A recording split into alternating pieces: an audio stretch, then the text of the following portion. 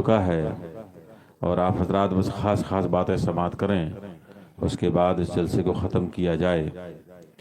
علامہ داغ دہلوی نے ایک بہت پیارا شعر کہا ہے، رہتا ہے نام علم سے زندہ ہمیشہ داغ، رہتا ہے نام علم سے زندہ ہمیشہ داغ، اولاد سے تو بس یہی دو پشت چار پشت۔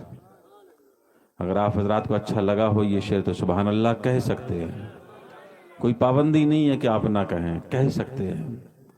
پھر سے دوبارہ میں کہہ دوں، رہتا ہے نام علم سے زندہ ہمیشہ داغ، اولاد سے تو بس یہی دو پشت چار پشت۔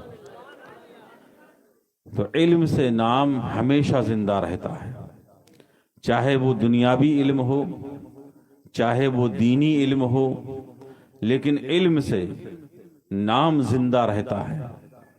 اب کس سے نام زندہ نہیں رہتا ہے یا کب تک زندہ رہتا ہے؟ آپ زمینیں خریدتے چلے جاؤ، جب تک زندہ ہو نام زندہ رہے گا۔ بلڈنگ بناتے چلے جاؤ، زندہ ہو بلڈنگ چمکتی رہے گی، آپ کا نام زندہ رہے گا۔ اور بھی کام کر لیجئے، لیکن علم سے نام ہمیشہ ہمیشہ زندہ رہتا ہے، کبھی ختم نہیں ہوتا ہے۔ ایک بیٹا عالم بنا، وہ چاہے گا دوسرا بھی عالم بنے، دوسرا بنا وہ چاہے گا تیسرا بھی عالم بنے، ایک حافظ بنا وہ چاہے گا دوسرا حافظ بنے، دوسرا چاہے گا تیسرا بنے۔ تو یہ قیامت تک سلسلہ چلتا رہے گا، یہ دنیا ہی تک سلسلہ نہیں چلے گا، بلکہ دنیا سے اٹھ کر کے یہ سلسلہ قبر تک پہنچے گا۔ قبر میں مغفرت کا سلسلہ چالو ہو گیا، اور قبر سے جب آپ جائیں گے تو حشر میں یہ سلسلہ چلے گا، یعنی نام زندہ ہمیشہ ہمیشہ ہوتا رہے گا۔ تو کہا گیا رہتا ہے نام علم سے زندہ ہمیشہ داغ، اولاد سے تو بس یہی دو پشت چار پشت۔ دو پشت تو چل جائے گا، کسی کے 7 بیٹے ہیں، کسی کے 8 بیٹے ہیں، کسی کے 5 بیٹے ہیں، کسی کے 2 بیٹے ہیں، اور ایک بھی نہیں پڑھا نہ لکھا، تو کب تک نام چلے گا؟ جب تک وہ بیٹے زندہ رہیں گے، اس کے بعد نام و نشان ختم۔ اور یہ تو ایک ایسا علم ہے کہ جس کے متعلق میرے نبی نے ارشاد فرمایا ہے، من صلی خلف عالم تقی کأنہ صلی خلف نبی، جس نے کسی عالم متقی پرہیزگار کے پیچھے نماز پڑھی، اس نے گویا کہ نبی کے پیچھے نماز پڑھی ہے۔ کہہ دو سبحان اللہ۔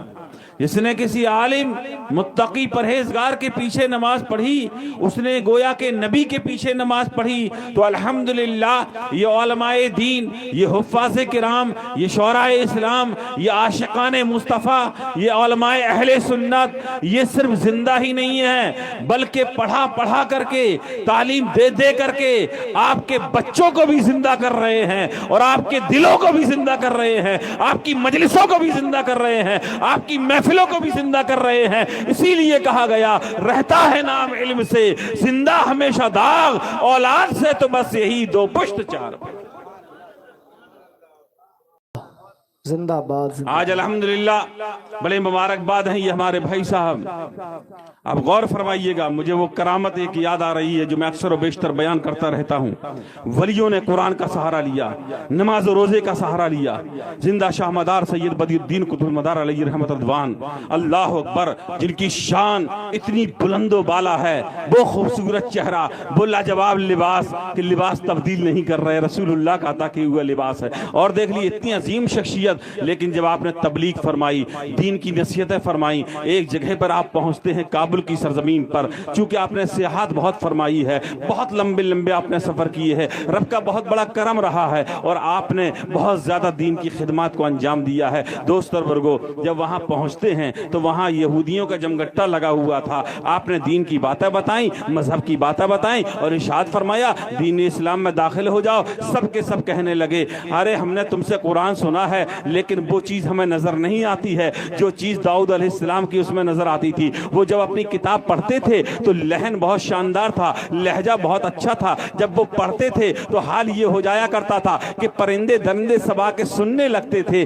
آپ اگر اچھے ہیں، دین کے دائی ہیں، اسلام کے متوالے ہیں، تو آپ ذرا قرآن پڑھ کے سنائیے، ہم دیکھیں تمہارا لہجہ کیسا ہے، تمہارا لب و لہجہ کیسا ہے۔ یہ سب باتیں ہو رہی ہیں۔ اس کے بعد ان یہودیوں نے ایک بات رکھ دی سامنے، وہ بات یہ تھی کہ اگر یہ سامنے سوکھا درخت کھڑا ہوا تھا، ایک पेड़ लगा हुआ था, सूख चुका था, कोई खुशहाली नहीं थी, कोई पत्तियां नहीं थी, सूखा दरख्त था। लोगों ने कहा अगर ये कुरान शरीफ पढ़ने लगेगा, ये सूखा दरख्त कुरान शरीफ पढ़ने लगेगा तो हम दाखिले इस्लाम हो जाएंगे, हम मोमिन बन जाएंगे, हम ईमान ले आएंगे। बताओ मेरे दोस्त वर्गो, दिल वालों के, इंसानों के दिलों का पलटना इतना भारी हो जाया करता है, और फिर सूखे दरख्त का कुरान पढ़ना, ये तो बहुत बड़ी बात है, ये तो बहुत बड़ी बात है। मगर ये कौन है? ये जिंदा शाह मदार सैयद बदियुद्दीन अलैहि रहमा है।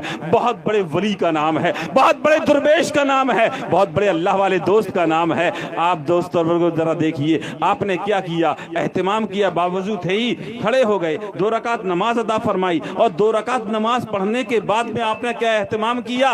दुआ के लिए हाथ उठाए, कह दो सुभान अल्लाह, दुआएं मांगते रहा करो, दुआ के लिए हाथ उठाए। क्या जरूरत थी दुआ के लिए हाथ उठाना?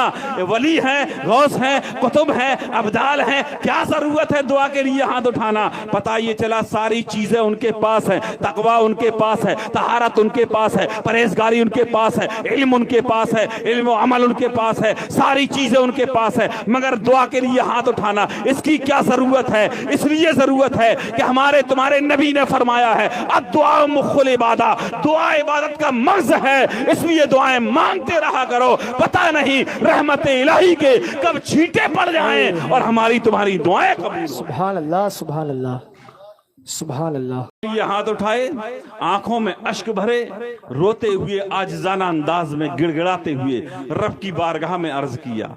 तो वास्ता किसका दिया? जरा गौर कीजिएगा, वास्ता किसका दिया?